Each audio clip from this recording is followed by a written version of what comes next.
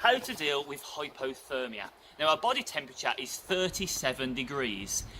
If we're outside on a day like today for a really long time, or we get plunged into cold water for some reason, then our body temperature could drop. And if it goes below 35 degrees, we could get hypothermia. That's when somebody shivers really bad, they look pale, their speech will slur, and they won't be able to use their hands very well, and they might get confused.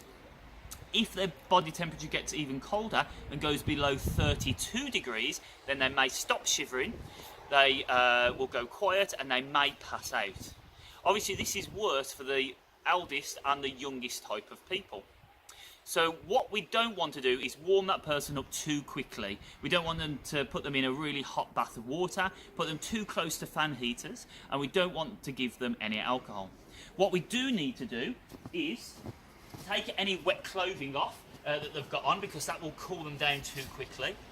Then we need to get blankets on them, but actually a blanket underneath is worth 4 on top. So if we can, roll them onto a blanket to keep them warm.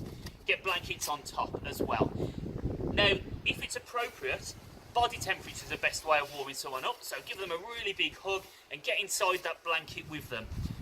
That will warm them up the quickest possible. And obviously this is if we can't get them indoors, because that would be obviously the best thing for them. If they're not going to pass out, then give them some food and some drink, because that will create energy, which will create warmth. And in first aid, we're often told to not move people, and that's usually good advice. But with minor injuries, it might be worth moving them or taking them indoors, because hypothermia is a killer.